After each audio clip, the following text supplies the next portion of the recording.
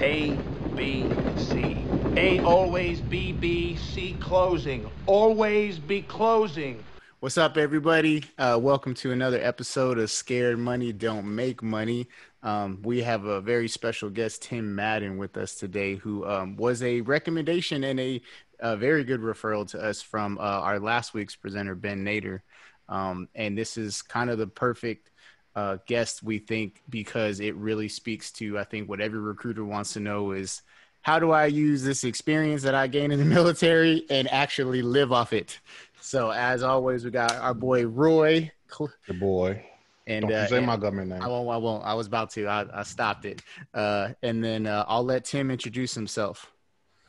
Yeah, so my name is Tim Madden, and I was a military guy that, I come from a big military family. So I got dad, mom, two brothers, two sisters, and I'll break it down for you. Dad, drill sergeant, recruiter. Oh, my God. 30 years, senior enlisted. So I grew up doing push-ups.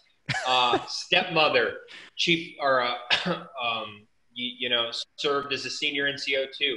Brother, ranger, all that stuff. Oh, now man. did some contracting work. Other brother, military police officer, active duty. Other sister still serving on active duty. One is a sergeant first class. She's in finance. Other is a staff sergeant who's actually deployed right now, man. She's over in Kuwait, I believe. Okay. And, so I approached 12 years kind of where you guys are right now. And here's what I said, man. Hey, I've had a successful military career. Everything's good. I'm making 60, 70, 80, 90,000, depending on COLA and BAH and all this. And Yep. hey, if I stay 8 more years, what am I going to get? Yeah. Mm-hmm. What's the retirement? You're going to get $3K. Hey, trust me, everyone's knees hurt at 20 years. Everyone's back hurts. You can't do it. So I think my nose hurts right now. Let's say you retire as E78. You got 20 years in. What's that going to net you? It's going to net you anywhere between, 4K a month or 6 or 7K a month until you die. It's a pretty good thing. But I was like, hey, if I'm fucking 50 or 60 years old and I'm worried about a check for $4,000, then obviously my life is jacked up and I did not live up to my true potential. So that was the turning point of, I got to go do something big, man, because I want to have a nice life. Yeah. I want to have a nice car. I want my family to be taken care of. I want vacation. I want to be able to do stuff, man. And $4K a month, Yeah. that ain't nothing, man. That don't even pay all my bills right now. Nope. Pay the water. Go ahead. Oh, I said it pays the electricity and the water. That's about all you can do with it. yeah, man, dude. And I'll tell you, people think, I talk to a lot of people, a lot of businesses, man, if I could just make 100K, if I could just make 150K, if I could just make 250, I'm like, dude, you make 180, here's what happens. You drive a Range Rover, your wife has a BMW, you have a decent place, your kids go to a good school, you have a decent house, you take a couple vacations, you put a little bit money away, and you're broke, bro. Mm-hmm. So for anyone striving for, I just wish I could make 6 figures, I wish I could make a little over 6 figures, dude, it's not enough, man. Yeah. Not today no more. Yeah. So I got out. And then I got beat up. This is so weird that I'm known as the career guy, right? I got beat up, man. Here I was, man, one of the top recruiters in the nation, big old ring, won every trip, right? All the incentive trips and all this stuff. And then a graduate from Purdue, Soldier of the Year, all this stuff, man. And, dude, I'm getting beat up in the marketplace. Yeah, it meant nothing. Like, I didn't know what I didn't know, man. I didn't know anything. I didn't know how to get a job. I didn't know how to get in front of people. I didn't know how to say, hey, you should hire me because of these I didn't know that stuff. So here I was, depressed and beat up for probably 9 months, living off unemployment, $275 a week. And you know what I did? I said, dude, I need to use my post 9/11 GI Bill and go back to grad school so I get that $1,800 a month. Like, I need that. That's where I was at. Depressed. Yeah. Then my buddy says, hey, I saw a job on Craigslist for an entry-level recruiter that pays $12 an hour. Boom. And I was like, dude, my unemployment's running out. What do you do, man? What do you do, you know? Yeah. So I applied. Those guys still didn't even call me back, but they did call me back 30 days later, and they said this, hey, we saw your experience. How would you like to basically run our whole operations for Indianapolis?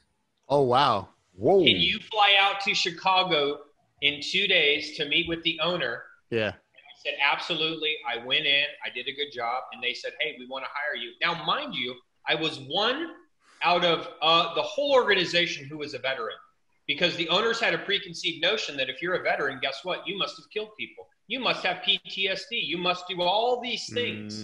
And literally, this is what he thought, man. Oh, And wow. I'm so fortunate that I was able to work there because I went in using my military skills, which is what? Yeah. Yeah. So valuable, man.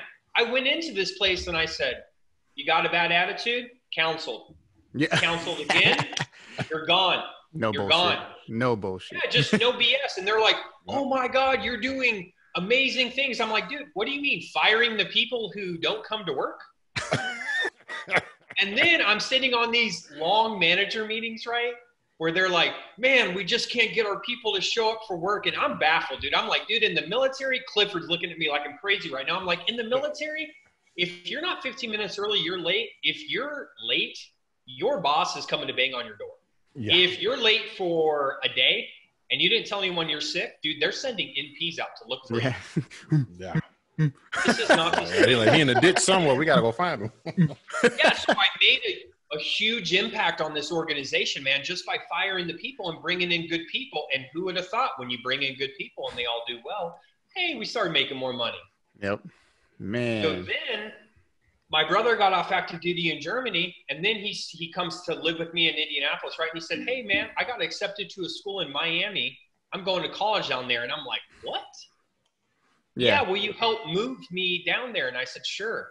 Yeah. So we go, man, and I help him drive down there. I get down there, I'm like, what the hell am I doing living in Indiana? Yeah. So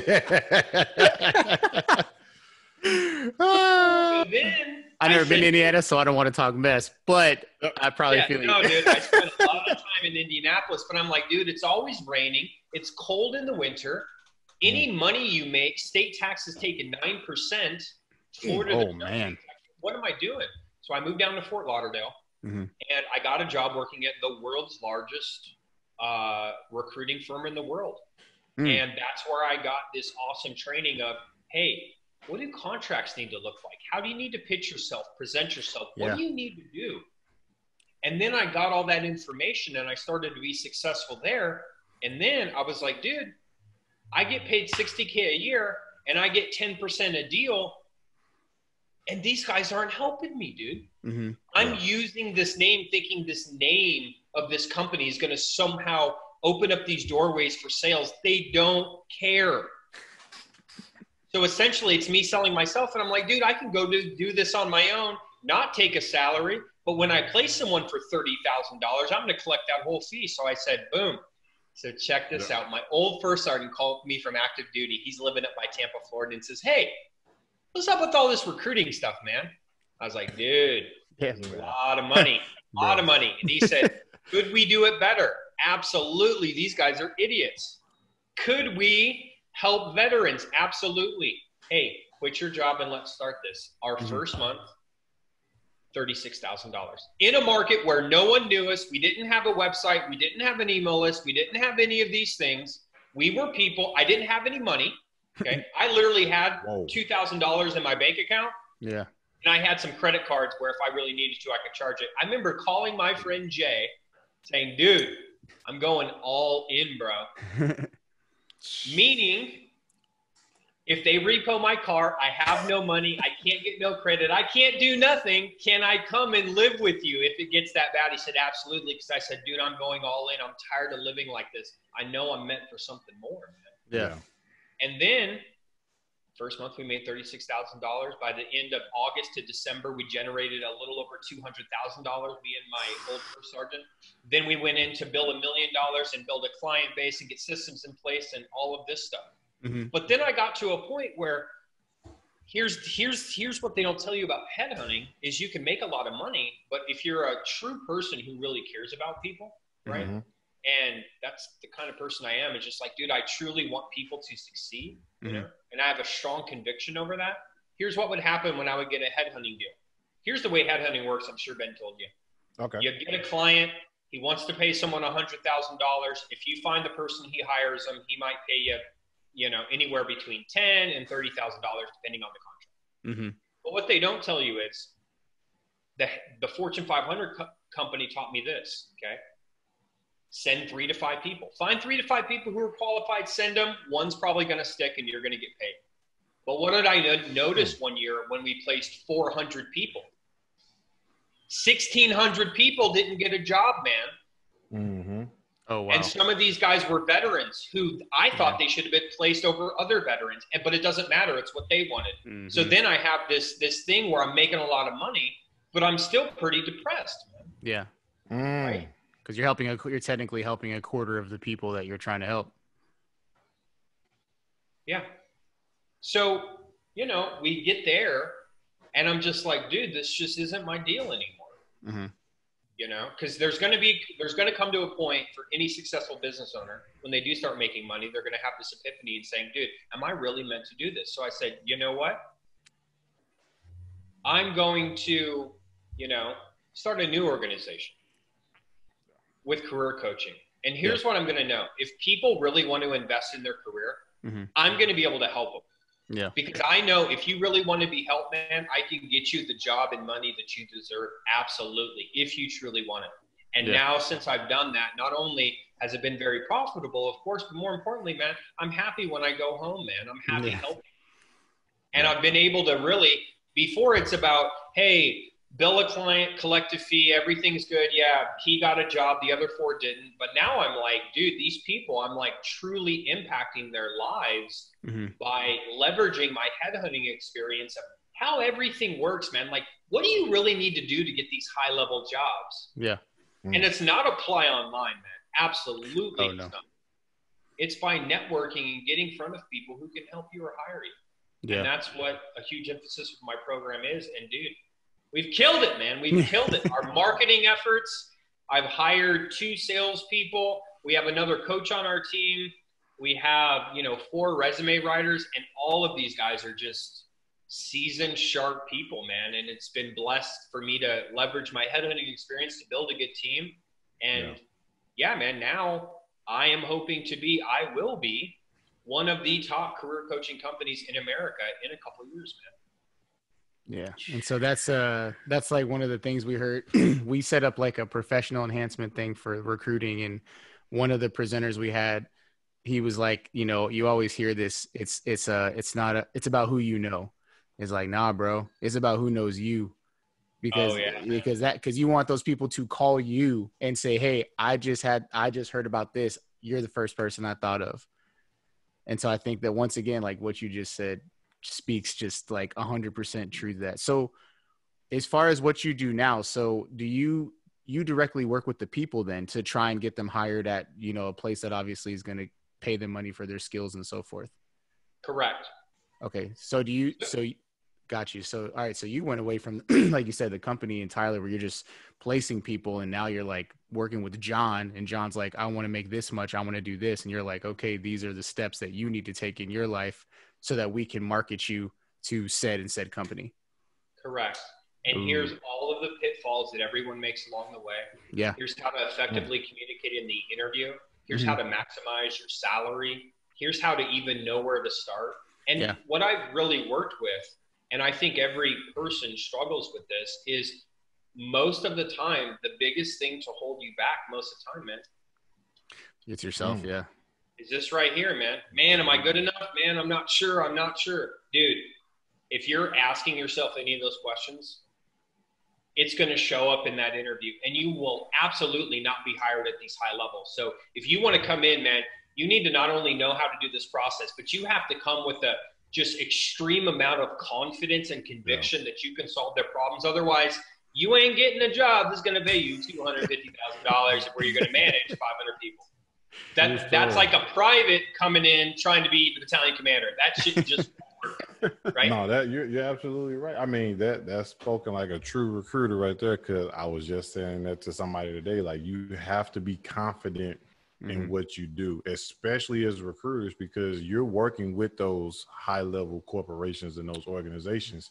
Yep. So you have to be confident when you're talking to a potential client or applicant. Like, look, I got what you need right here, but you have to say it with confidence, because I always say it, like, they either hear it, they see it, they feel it, they smell it, like a shark in water. If they see that fear, they're not going to have any kind of faith and trust in you. So No fee. And I tell you, man, when it comes to fees, full transparency of my program, right? When I first started getting started, we charged like $2K for me to help them do it, right? Like the job seeker would pay me $2K. Then I raised my rates to $2,500, then $3K, then $3,500, then $5K. And here's what I realized, man. It's just as hard. The same objections I get trying to sell something at $2K and $5K are the exact same. It's the exact same. And it's going to be the same thing whether you tell someone, if you're a recruiter, trying to sell someone on 10%, 15%, 20%, 25%, you're going to get the same objections. What does it boil down to, man? Do they really believe you, and can you help them? Yeah. If that answer is yes, and you can convey that, man, if you can know your thing in the marketplace, you know, you can really make a substantial amount of money. So how do you feel? Go ahead. No, go ahead. I've been talking a lot. Go. All right. So, like, with that being said, like, so he like thinks about the future. I like to play in the past a little bit with experiences and knowledge and things that brought you to where you're at now.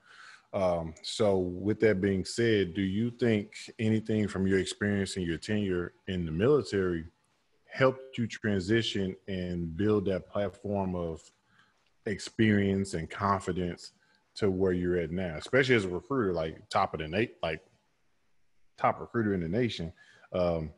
What did you come into the game like hitting the ground running? Two things. The biggest thing that the military taught me, okay, is just this whole mission part. You know what I'm talking about? And here's what I mean. Failure is not a fucking option. You can't. For instance, I love it when I work with people that just lost their job that are literally giving me their last money. Do you know why? I know that their level of commitment to make this happen is so high. And when you are put into a wall, when you're pushed into that wall, dude, you have no option but to make it. Yeah.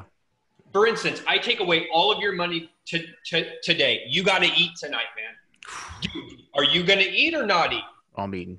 Right? How are you going to get some? So it's like, that's why I loved, everyone waits for the perfect time to like start a business. You know what I mean? Yeah. Oh, let me make sure I have 6 months saved up. Let me make sure this. Dude, no. Do not give yourself an out. Quit. Yeah. Quit with no money. See if you're meant to be a business owner. See if you can really go out there and generate some revenue very quickly. Because if not, you're never going to be a successful business owner, man. You can't give up. And when your back's against the wall, you just have to make it happen. And that's what the military taught me, man. Time and time again, you know. Think about this. You're out on an FTX. You've been out for 10 days. You're at JRTC, NTC. Dude, you can't give up. It's like, dude, it sucks. And then you guys are sitting next to each other. You're right, man. It sucks. But, hey, we got 20 days left. In the civilian world, what happens if you don't like your job, man? Oh, man, I quit. Yeah. Dude, how are you going to quit, man? Yeah. How are you going to quit on yourself? So the biggest thing the military taught me, right, is just to not give up, man, and just don't quit. Not give up and don't quit. The other thing is mentors, because what I didn't share with you is my first year of recruiting. My first year of recruiting, I was horrible, man. Horrible. We were just about to ask that. Yeah, I was about to ask you that question. What the hell I was doing, man? I didn't know what I was doing wrong. Yeah, the first sergeant of the E7, you know, they're trying to give me some tips and everything. I'm like, dude, what am I doing wrong? And I finally said, you know what? Who's the top guy in our state? Oh, it's this guy. Hey, Sergeant so-and-so. Hey, brother, can I please come spend a day with you, man? I'm doing something wrong. I think I'm doing something right. People are coming in. I'm booking appointments. I'm not closing them. They're not joining. And then this is like I share this in my coaching program too, and with my job seekers. Yeah. And I went to him and I said, I sat in on his appointments, man. And he wasn't talking the whole time. He wasn't selling himself. He wasn't doing anything. People would come in or he'd book an appointment and he'd say, hey, man, why did you agree to meet with me?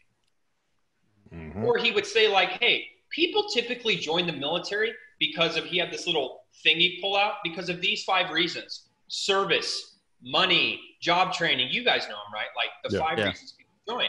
And then they'd say, dude, I joined for service because my dad was in. Do you know what he did then? He shut the hell up. Yeah.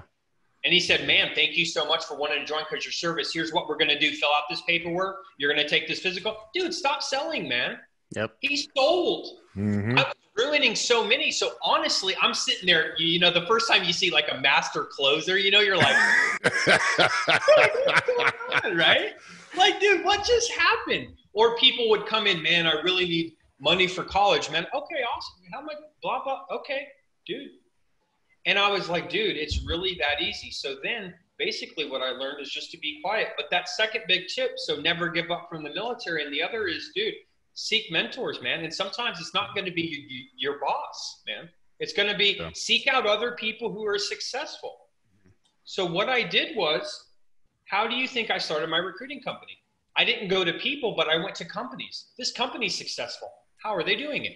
What do the contracts look like? How are they doing this? How are they doing this? Hey, let me go get trained now by the Fortune 500 company. Oh, snap, dude. These guys got it figured out. No shit. You can't make an organization of, 50,000 people without figuring stuff out with data and analytics. Yeah. Yeah. So that's really what the military said, dude, is don't give up and find mentors. The thing I learned after the military, the key thing I attribute to my success the most is reading books, man. And I tell you what, number 1, I hate reading. Number 2, I listen to them on Audible. Hey, I was about to say, that's what Cam do. I tell you what, man. Books, man. Think and Grow Rich. Books on mindset. Oh, that's a good book. Really is the pinnacle for all of this other stuff. Books on sales, marketing, leadership, this and this. Hey, can I hook up on a conference and pay $1,000 to go sit at a day event to listen to other successful people speak? There's been things in my business, and network and collaborate with other people that are doing well. Mm-hmm. I make it a point every week to try to connect with 1 or 2 people. And sometimes, man, it's that one thing where they say, hey, man, I'm looking at this sales email. Why don't you change this and do this? Oh, my God. Dude, that's the thing with business, man. Sometimes you make one small change and you're just like, oh, my God. Yeah. It's ridiculous. But, man, you're trying to do it yourself. You're trying to not invest in knowledge. You're trying to just learn how to be a professional salesperson without throwing down some money to learn from someone who knows what's going on. Yeah. Hey, you're trying to do a successful business construction, but you're not networking, collaborating with other people in your same industry. Mm-hmm. Dude, like something's wrong with you, man. Yeah. No, yeah. That's 2 things I'm really glad you said. The first one was how simple it was. Cause I know like, so just for information for you, Roy was my trainer when I came into recruiting. I was like this chipmunk, like I was all over the place, but I love talking to people, and I love the Air Force. So, as you know, if you can talk and you love something, you can pretty much damn near sell it. But I needed he helped me with the direction and stuff like that. But, after a while, like you said, I finally got things down, and I remember people would start asking me how long my appointments were. And I was like, oh no, like 45 minutes. They're like, oh, like 45 minutes, like talking. I was like, no, that's 45 minutes. Like they're in the door, they're sold, paperwork's filled out, they have an ASVAB date.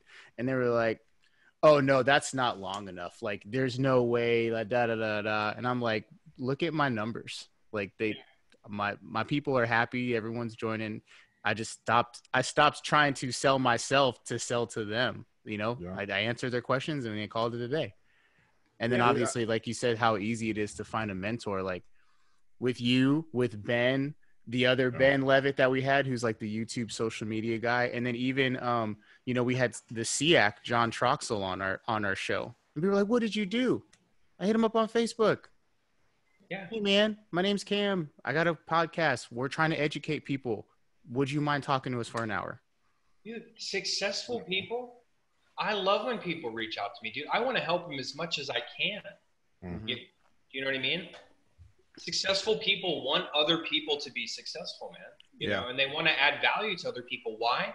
Because, man, what goes around comes around, man. Mm-hmm. Yes. In 6 months or 8 months, you're going to meet with someone who's a colonel and says, man, Cam, dude, I saw you on LinkedIn or something. Man, I haven't been able to find a job. Hey, Tim Madden. Yeah. You know what I mean? Hey, you need to go to this guy. Yep. Like, and you're right. You don't even need to be the best. You said it, man. You need to be the best known. Mm. Try to be the best. Try to be the best. Absolutely. Hey, dude, you're the best. If no one knows you, yep. don't matter, At least have some salt to your name. Yeah, exactly. And back to your thing, 20 years ago, man, people did think the longer I stay with these guys, the more app they're going to buy. Yep. Says every car dealer too. Wrong. Dude, who wants to be at the car dealership for 4 hours dealing with back and go prices? Dude, nobody, dude. Make it convenient for customers. Hey, you come in, you want to join the military? Excellent, man. What are your questions? Here's your answers. Let's process you. Let's go. Yep. You're going to spend I know those people too, man. Spending 4 hours hanging out in the office all day. Like, dude, we know one. do you not want, you know, like, do you not want to recruit a lot of people, man? Yeah. You know, That's the biggest thing. Do you want to do the bare minimum? If so, that's okay. You know, do the bare minimum. That's okay. Maybe they don't like being in the Air Force. But, dude, if you do, here's just one of those Grant Cardone things, right? He says, hey, if you do love being in the Air Force and you do love being a recruiter, then it is your duty, responsibility, and obligation to enroll as many people as you can to have the same experience that you had, man. Yes. And if not, then get the hell out of recruiting and go back to the damn fleet where you can sit on staff duty. Yep. I say it all the time, like, and it goes for any branch of the military. If you enjoy the things that you receive, to me, it is not rocket science to just articulate and explain the things that you love. Like the things that you like you're just telling, like you're at that point, you're just being a very good, I never consider myself a salesman as a recruiter. I always say I'm the best offerer in the world. That's how I always viewed myself. Like, I can offer you something and you just be like, yeah, I want it. Yeah. But like you said, though, it took a lot of time to also just listen to people as well. Because I've seen it so many times, people oversell so much to the point to like, yo, like why are you still talking? Like, they're good. Yeah, people think this goes back to the more you talk to them, actually, man, the less you talk to them. And here's why. The importance things, when we try to enroll people in the program and when I tried to sell very expensive headhunting services, here's why I was successful. Most people say, say for instance, here's my problem, right? Mm-hmm. So say you're trying to recruit someone for the military. Hey, my problem is, man, I just don't have any direction and blah, blah, blah. Say they say that, right? Like, I've graduated, I don't know what I want to do. And then you go right into, you need to join the military. And no, dude, get to the root of the problem. You want to be a master salesperson, dude, dig deep into that problem. So when someone comes in and says, and this is for all sales, hey man, I don't like where my life is heading down. Next follow-up question that is a no-brainer. Hey man, how's that make you feel? Yeah. Hey man, hey, I know you came in here to join the military, but what's your plan if you decide not to join with me after I tell you about some of the benefits? Mm-hmm. Dude. Sounds like me. You want to enroll a lot of people? Ask these follow-on questions. Get to the root of the problem. The root of the problem is not guidance. The root of the problem is probably, dude, I'm feeling hopeless, man. I don't have a purpose. I don't have this. And I tell you what, when you can go for I don't have guidance to what's the core issue, right? Mm-hmm. Like, I don't have a purpose, dude. That's when they enroll and that's when they enlist, man. You got to the root of their problem and you told them how you can solve that through things that your product, service, or the military provides, right?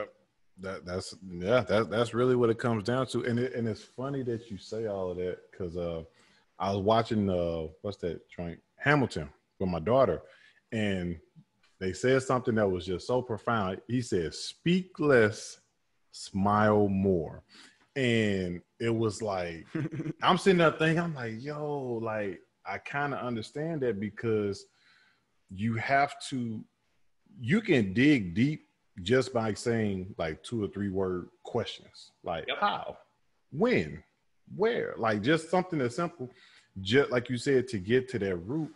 But I think a lot of times with some recruiters, some sales, they get that surface level answer and they're okay with it, but they don't dig deep enough to because I always try to tell my recruiters, like, yo, you have to understand. Take the time to understand the applicants and the people that you're working with. So, because the more you understand, the more you're able to assist and help. No, that's and I'm glad you said that, because on these networking calls for these high-level jobs, I tell people there's a famous Stephen Covey quote that goes like this: seek to understand them before trying to be understood. And that's just a phenomenal quote, man. And if people live by that, it'll serve them well. Because let me just tell you an example of the surface level stuff. Let me just run through a scenario, which is just a little hack for you inside my sales script. Yes. Think about the difference between a novice salesperson and a true closer. So let's break down these deeper levels. Let's do it. We ask people this question when we're talking about pain, right? People come to us, hey man, I've been applying for jobs. No one's calling me back. That's our biggest thing, right? What we typically say is this: how many interviews have you been on in the last 90 days? Now, let's really break down this question. Because if they say, I've been on 10 or 15 interviews, immediately a novice salesperson is going to think, what? Dude, he's going on all these interviews, but he's not getting any job offers. He must not be good at interviewing. We can pretty much all agree. But watch this. Were those let's take it a layer deeper. Yeah. Were those interviews with recruiters or actually people who can actually hire you? We can now agree that that's a big difference. Yes. Very much. And if so. they say they've talked to 10 recruiters, then I can say, brother, you've been on 0 interviews. Yeah. Right? Or so check this out. Now let's do the other reverse. Hey man, I actually know all of them have been with the decision maker. Oh shit, man, this guy must not be good at interviewing. But let me ask another question now. Of all those roles you interviewed at, because a lot of times people come to us and they think they know everything. Oh man, I've been on 15 interviews and yeah, they've all been with decision makers. And then I'll ask them this question, man, just the power of follow-up questions. Hey, were you actually excited about any of those roles you actually interviewed for? Ooh. No. So basically, again, you've been on 0 interviews. But again, think about this, man. If we stay on this surface level, what do we know? Dude, we don't know. We don't even know if he talked to the right person. We don't even know if he's excited about it. We don't know about 5 other questions I could ask. And if you stay on this surface level, dude, you're not going to be successful in this business world. Mm-hmm. You know? And because think about selling headhunting services. You're going to tell someone, oh, the fee's 20 grand. They're going to be like, oh my God, that's a lot of money. Not really. Let's uncover this. Say you're searching for a senior sales manager, if you will. Mm-hmm. And $20,000, man, I can't afford that. But if you've uncovered the true problem later, what's the real problem? Not having someone in that role is not the real problem. Oh yeah, I'm going to find you the best person. No, dude. Hey, how long has the role been open? Man, it's been open 5 months. Who's doing that job right now? Shit, man, I am. And I'm doing this. And you really don't have time for that, right? Okay. Mm-hmm. By not managing this sales team effectively, do you think you're missing deals? Oh, absolutely. How many deals do you think you're missing? No. What's the price of each deal? How many deals a month? Okay, cool. So by not managing them, you're losing $30K a month probably for someone for this region. Okay. Yeah. 5 months. John, you've already lost $150,000. Mm-hmm. So if you're thinking about 20 as a cost, you need to think about the cost not doing this. Because if you've been unable to do this for the past 5 months and it's cost you $150, here's why I'm on the phone with you. I don't want 5 more months to go by. But again, man, you know, we could kind of role play on different situations, but dude, get to the deeper level no matter what you're selling. Otherwise, you're not going to sell anything. There's a friend of mine who his wife was a salesperson. She was in pharmaceutical sales, and now she does the Rodan and Field stuff, you know, and so she said something on her Facebook, like I think 2 or 3 years ago, that I have used ever since to get you know, as the objection of the whole, you know, 4-6 year contract is, when you walk out of my door, you're going to make an obligation to something no matter what, and you don't even realize it. You cannot join the military today and you're going to go get a brand new job, right? Well, guess what? Because you got a job in an office, you now have to buy a whole new wardrobe. That wardrobe is going to cost you $5,000, right? We know whatever, what have you. You just made an obligation of $5,000. Sounds like a lot of money, right? Oh, damn, that does. At least with this obligation, we're actually giving you everything in a sense. All we need you to do is be yourself, be an able body, be a you know, a sponge to the information that we're going to give you.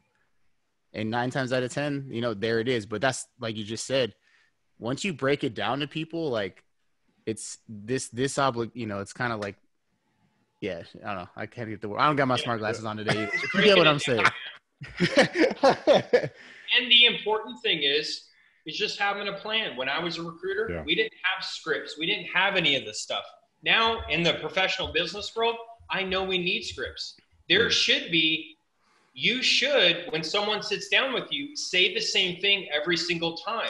Yes. There should be a format of how this appointment goes. It should be framing the conversation. It should be uncovering their challenges. It should be asking follow-on questions.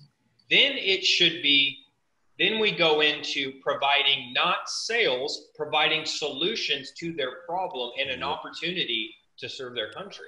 You know, but what happens, man? It happens in your office. People walk in, hey, man, dude, how can you be effective? Do we go to the field that way? Do we plan an op order that way? Do we conduct an exercise that way? Why is it allowed then in the military recruiting community where you don't have a script to follow, man?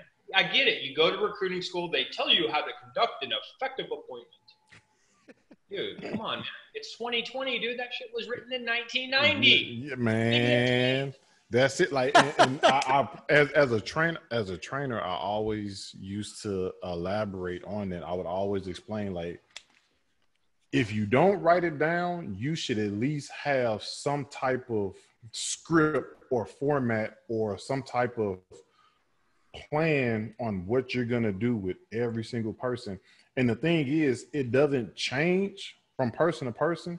It just evolves over time. Because I always say, like, the one thing you do have to do, you do have to evolve how you talk to people, how you explain, how you articulate, because like I always try to explain, the times are different. The generations are different. The resources and the technology is different. So you have to adapt and overcome. But I'm like, but at the end of the day, people are still people. And you just have to learn how to talk to the people. At the end of the day, people are people, and they just want to be heard. They want to be acknowledged, understood to the best of your ability. And you just work with that. That's all you have to do. But it seems like speaking Greek when I say that to a lot of people. Yeah, it's the same thing too. Like whenever my sales professionals like don't close a deal, and I would highly encourage any military recruiting leader is if a guy leaves and doesn't join, you know, that leader should say, hey man, why that guy didn't join? Because when I get off the phone at the end of the day, I always debrief with my salespeople. And I'm like, hey, why didn't he join? Well, it's just not the right time or whatever, right? I always say this, hey, what was their problem, right? What was their challenge? Oh, well, you know, they need another job. No, that's not a problem. Why do they need another job? They have to provide for their family. Now we got an issue. Now we got a problem. This guy is unable to provide for his family. Okay, now we're getting to the root of stuff. What if he stays there? How is he going to feel? What about this? So these people that leave and they say, you know, or I need to think about it. Great. What do you need to think about it? So I would urge any leader to say, when people leave and don't join, ask them, hey, don't ask them why he didn't join. Ask them, hey, why'd that guy come in? He just wanted information. Dude, come on, man. Yeah. What did he want information on? Yeah. Why did he want that information? People aren't getting to the root of these problems, and that's going to cost them enlistments. It's going to cost them money if they try to sell a product. If you don't know that true, deep-rooted reason of why they walked in, why they got on the phone with you or what have you. I'm gonna have to tell my wife to listen to this little portion, because the other day she was listening to me talk to somebody, and I was doing exactly what you said. I was talking to this guy, and he's like, "Oh, I was like, hey man, why did you call us?" And he said, "Oh, because this and this." I'm like, that sounds like a great answer from you, but like really, like what behind, like that's not an answer of why you called us. Like, what are you trying to get from us as an organization? Mm-hmm. Well, this and this. I'm like, okay, we're getting closer, but that's what's like going on right now. Like, you just moved here. What's the problem? He's like, well, the problem is like I can't find a job, and I want to try some training that's going to get me a job, and my spouse is working, or my partner, whatever, is doing all the work, and I want to get a foundation here. I was like, pfft. And then, man, not only that, bro, you did good there, but I'm telling you, I had to ask another question. So he told you, right? I probably would have asked why one more time. Hey, why is that important to you? Because I'm telling you, these deep-rooted reasons are, I want to feel important. I want to feel like I'm part of something bigger. These are the reasons why people do stuff. It's not because they've always wanted to join the military or whatever it is, right? It's because of these deep-rooted issues. And it's the same thing. It's the same thing with people that I enroll that make several $100,000. Hey, I'm depressed. I don't know what I'm doing. I can't provide for my family. Dude, I'm telling you, our script, dude, we get them. We put the knife in and twist it. You get on the phone with us, man. If you got a problem, if you leave, you're going to feel bad that you didn't enroll with us, because we're going to get to the root of the problem. God. And we're not afraid to ask bold questions, man. Be bold, be confident, Ask questions like, hey, you've been at home for 3 months. Are your kids starting to wonder why your little kids, right? Are they starting to wonder why daddy's not at work? All right, well, like, hold on. You getting real anxious and talking real crazy to us. Like, don't you have somewhere to be? No, that's the dude. That's the dude I had who wanted us to hire him as an officer, and he didn't get hired by the police academy. And I was like, hey man, answer a question for me. If the police academy would not take you with a criminal justice degree, why should we? He was like, I guess that's a good point. Because what you need to make sure is, if you're a recruiter or if you're a career coach or selling headhunting services, don't think that you're doing people a favor. Like, people come in the office and they're like, you know what I mean? They like think that they should be like all keying up because they like walked in or something, or people get on the phone with us and they're like, yeah, but what can you guarantee? And you know what I mean? Oh, yeah, dude, just be real with people and be like, dude, first off, you agreed to speak with me, man. Yeah. You got the problems. If you want to tell me your true problems and we get to the root of them, I can show you solutions to solve your problems if you choose to stay in the same problem that you've been in the past 6 months. Yeah. Brother, that's absolutely up to you. It's no different than a doctor, right? You go to the doctor might say, hey, man, you got a liver problem. Here's the deal. Yeah. You need to stop drinking. You need to go to AA. Otherwise, down the road, you're going to get hurt. But it's funny that you say that, because I think some people, especially like, if I always say, like, you don't have to be built for recruiting or sales, but you have to be able to adapt to it. And what I'm starting to see, some people just can't be bold or invade. Like, a lot of people say, like, well, that's being invasive or asking too many questions. Like, no, it's not. Like, bro. Like, but be confident in what you're telling people, because if you know you have the facts, you know you have the knowledge, you know you have the information, and you're truly trying to help. Because I've seen some really good recruiters who really want to help people, but they struggle. Like, they struggle because they can't ask those questions. They can't dig deeper. They get to that surface level and they just stop. And I'm just like, you're not going to go anywhere if you keep doing that. Yeah. Well, a lot of the things too, there's always this parallel, if you will, that talks about leadership and sales, like, are they natural born, or are those people who need to be educated and stuff? Mm-hmm. And I'm a firm believer in, man, reading these books. When I got out, bro, I didn't know. I thought I knew how to talk to people because I was a successful recruiter, you know. But man, when it boiled down to it, I really didn't, because there's different types of ways of talking to people. Correct. Just become someone's personable and stuff. There's so many variations of effective communication, right?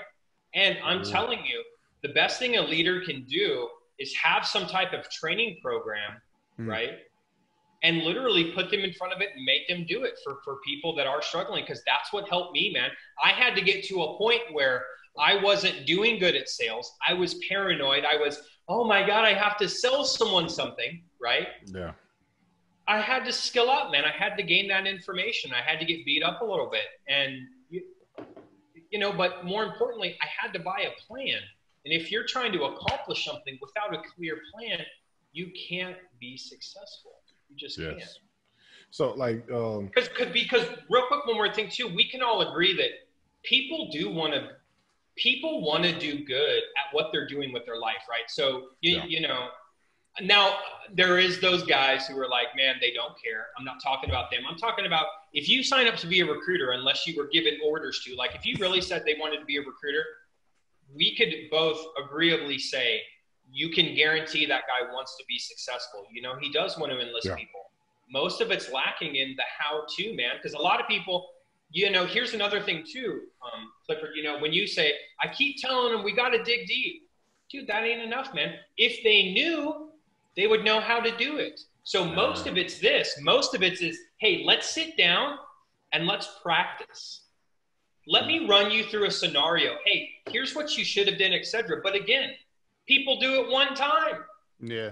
And they think they're going to ding the universe. Dude, this is something that if you sell, if you pitch, if you do anything, every day for 20 minutes, man, you should have a battle buddy or whatever you want to call it, just to say, come on, man, give me a couple objections, right? Hey, now's not the right time. When's the latest I can ship? You know the common objections, right? Yep. They should write them all down so that they know how to handle them. And the more they practice them, the more they practice with you on digging deep, then they'll probably be successful. But what happens is we as leaders, and it's hard because you understand it, which is the part where it's kind of weird. Let's talk about psychology for a second. Yeah. You understand it. This is where you're coming from. Dude, you have to ask more follow-on questions, man. Oh, man, you're right. But he keeps doing the same thing. Yeah.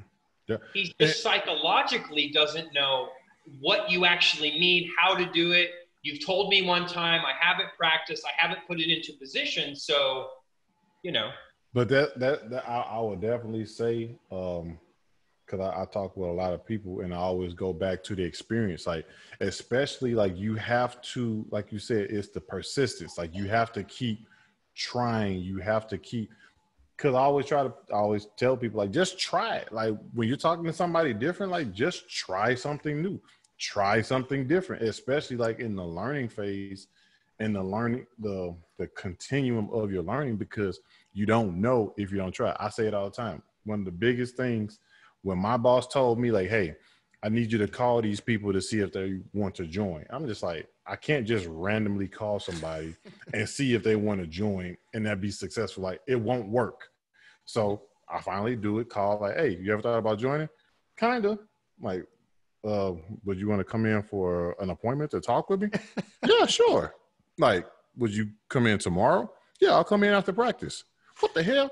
Like, it actually, like, but I had to be made a believer. I always say it all the time, but you just have to scared. Like, you can't be scared. Like, you can't have fear. You just have to try. You have to make an attempt. And guess what?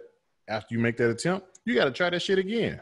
And again, and again, and again, because it's been tried and true. So, and then starting out, you don't even really need to have skills. You need to have a little bit of a plan. But the biggest thing about starting out is just having consistency. Because here's why. If you put any new recruiter who doesn't know a damn thing on the phone and he calls 100 people from a list, guaranteed he's going to set a couple appointments. And then we work on getting better, etc., on the whole process, you know. But what happens? you put them on like a power cold call type thing or on a list or whatever. And what happens? They call 20 people. No one's interested. This shit don't work.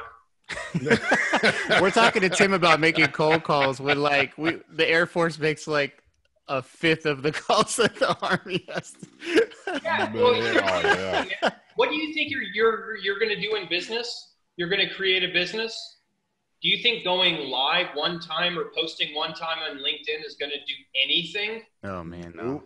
You need to get consistent, man. You need to be posting every single day just so people remember you. Yep. That's where I'm at right now. Yeah. You look at what you're competing with right now. I'm just taking a look. I have a Samsung monitor. I have a Rode mic. I have an MSI gaming keyboard. I have a notepad. I have my car key. I'm hit with thousands of advertisements every single day that my brain's trying to process. Yeah.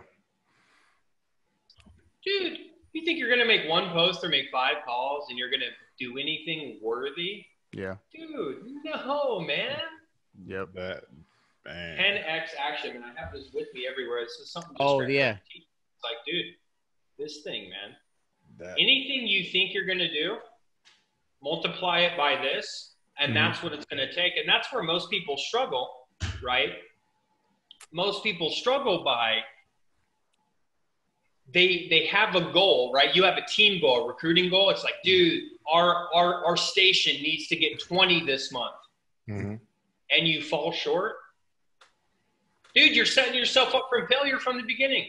Guys, we need to plan for 40 so we can get 20. You know what I'm saying? So, hey, how do we plan for 40? What would our day look like? Hey, 2 hours, we have to call people. It sucks. It is what it is. 2 hours I'm going to spend at my school. 2 hours I'm going to spend here. I'm going to do this. Like, hey, guys, what would it really take to do that? Dude, that's what it takes to meet your minimum goal, man. Yep. Like, it's kind of like a PT test. I always tell people, like, from the day I came in till now, I shoot for 100. I plan to get 100. Always. However, the Lord made me the way I was made, and my knees are bad and my back is bad. So I hope and pray that I get it 90, and I will settle for 85. But I pray at the end of the day, just don't let me get below a 75. The other thing is, it's like, people fail their PT test, right? And they fail it by one push-up. And what they're going to be saying, they're going to be saying, oh, so-and-so, man, he should have counted that and all this. Be like, dude, you shooting for the minimum, dog? Is this how you want to live your life? Yeah. And because it's really just not about PT, man. It's about, dude, it's about like, here's everyone, dude. Like, how do you want to live your life? Do you want to live your life by a minimum standard? Or do you want to live your life by an exceeds expectation? What kind of life do you want to live? Yeah. It's up to you, man. And with that expectation, I heard this from an XO at the MEPS. Like, you can't have $1 million dream with a $5 work ethic. And he used to say that every single day when people were like shipping out, but it was so profound. I'm just like, yo, that's real. It reminds me of this story from one of Grant Cardone's books too. He says this. He says, hey, this guy calls me on a Friday, or he's texting me saying, Grant, dude, if I don't make this much money by the end of the month, I'm probably going to have to shut down my business, right? This is a text message Grant gets, and Grant's like, it's Sunday, right? He's watching the football game. He's like, hey, man, are you watching the freaking football game, Yeah, man, this is an awesome game. What are you doing watching the football game? Dude, get your ass back over there and figure that shit out. And that's what you need to do if you have a business, man, and you want to make money, dude. You need to say, dude, how can I live this type of lifestyle, right, so that I can achieve my goals, so that I can achieve, that exceeds expectations in life, so I can have whatever you want. And here's where we get to a deeper level. We might be talking about a Range Rover, or we might be talking about a house or whatever, but you know what? Let's get on a deeper level and say, hey, what if your dad doesn't have finances, right? And he goes to retirement and he doesn't have money to live on, or he doesn't have a surgery, or your sister has special needs and she doesn't have a place to go, or this or that, or the 1,000 damn things that happens in life, man. Yeah. How ashamed of yourself would you be, like, just because your dad didn't set himself up for success, that when you get older, you can't take care of it? Like, let's get on some deep shit. Yeah. How good would it feel? You know what? Maybe you don't need the Range Rover. Maybe you don't need this. Maybe you just want to travel and live in a backpack and make money online and stuff. Dude, you know, why do you want to make money, man? So sometimes it's not about the material thing. It's just about, hey, maybe I want to live. Maybe you guys want to leave your kid some money so he doesn't maybe grow up in that. There's nothing wrong with it, but maybe he doesn't grow up in that middle to lower income. You know, he gets to go to a good school. He has opportunity and stuff, man. That's what I want for my kid, dude. I got a little kid. He's about to turn 1 year old. I love him so much, man. I want him to, not that I had a bad life, dude. I had a good dad. I feel you. Good in the military and stuff. But, dude, I want this kid to have, opportunities, man. I want him to learn different languages. I want him to have good teachers. I don't want him being taught by someone who makes $40K a year who hates their fucking job. Yeah. That isn't the plan for my kid. No. And the only way to make that happen, man, is, dude, daddy has to bring home some money. And you know what? $5K a month ain't going to cut it, guys. Yep. That's it. For sure. So what, so I guess, like, as we kind of near the end, you know, I always try and ask, well, first of all, what, in your opinion, what does scared money don't make money mean to you? Yeah, man. So it reminds me, I was recently at a business conference, right? And one of the guy's biggest regrets was he made all this money and he just hoarded it, which allowed him later to invest into real estate and do that. But he said, man, when I first got money, if I would have invested it, if I would have took on debt to really reinvest back in the business, he's like, oh my God, where I'd be right now. Mm-hmm. And they also said the only purpose of money is to use it to grow more money, man. Yep. Money doesn't do anything if it just sits there. You have to reinvest it. So that scared money, to me, when I think about it, I think of it as you have money sitting in the bank right now, just sitting there, not doing anything. It's scared, man. You're scared to do anything with it. Oh, man, don't touch it. You're like, dude, no. Take that damn money out right now. Get some sales training. Get a leadership coach. Get a freaking motivational speaker. Feel better about yourself. Invest in a trainer. Like, dude, take that money and invest it in yourself or your business, man. Mm-hmm. So that's what I think. I like it. That is. That's a And good then, one. and then as far as I would say, kind of just some lasting tips for our people. I mean, what would you, whether, you know, I know we talked a lot about military recruiting, but obviously we do, you know, sales is for it. So if someone's starting out, you know, I know I'm on Ben's page a lot, and people are like, hey, I just signed my first contract. Like, feels great. Shit, what do I do next? So like, you know, what I would say, what advice do you have based off all your trials and tribulations for somebody who, whether they're starting out as a military recruiter, starting out in sales, or starting out in civilian recruiting and headhunting? Yeah. Dude, reach out to people who are more successful than you. Yeah. And just reach out to them and say, hey, man, I saw what you're doing. You look wildly successful. Hey, I'm just getting started. I know you're busy. If you could just spare 20 minutes to answer a couple questions for me, man, it would just mean the world to me. And I tell you what, you do that with enough people, you're gonna surround yourself with mentors who really want to help you and that you can go to when you have questions. And another thing, man, just failure is not an option, man. Just don't quit. Yeah. Right? Because I tell you what, it's supposed to be hard. That's why people don't do it. It's supposed to. Because think about this, the things that you get out of life, man, if you're just handed something, there's no value to it, man. It's the shit that you have to work hard for. Yeah. Because when you work hard for something, the universe knows, dude, this person worked for his shit. We can't take it. Yeah. But when you didn't work for something, and guess what happens? You win the lottery and all those guys spend all their money. Dude, they didn't work for it. They didn't deserve it. The universe said, you know what, dude? You don't deserve this. Yeah. Or all the rappers and stuff. Oh, the rappers, they made all this money. Dude, you did not make good financial decisions. You deserve this. Yeah. So it's like, it's like, dude, like, work hard for your stuff. Yeah. You know, and it's supposed to be hard. So if it's hard, you know, that's where you should be. And if you're living this life, we give this example in my coaching program all the time. If you live this life where you're kind of on a bridge and you're in the middle, that's where everyone wants to stay, man. Dude, I'm comfy. Yeah. I got my steady check. I got this equals I don't want to change anything or grow as a person. So just remember, no matter what career journey you're on, new recruiter, new headhunter, new business owner, dude, you should live on the edge of this. Why? The edge is where you feel uncomfortable, and it's where you actually grow as a person, which is what you're supposed to do. Yes. No, that's true. I think it's just the two people I'll use a lot as a reference is like Shaq.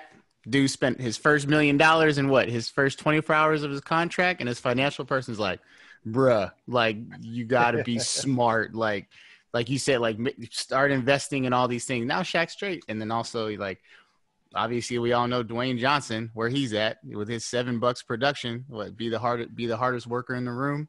Yep. So no, man, I feel you on that. What you got, Roy? No, like it's that hard working. I heard another podcast and they were talking about like blue collar, working hard. It is it's almost like an art form in a sense. Hard work is a art form now because you have more. A lot of people see things on the surface level. A lot of people don't see the blood, sweat, and tears that it takes to be a Fortune 500 CEO, to be like the top entertainer, the top rapper, top comedian, actor, actress, what have you. I've heard so many people say like, I want to be like the next LeBron, but bro, if you didn't wake up at 4:00 this morning and practice shooting in the gym, and if you don't have a hoop, but you didn't just have a ball and try to practice dribbling and your handling skills, you will never get to that platform to be that good. And we always have to tell people you're not going to get something for nothing.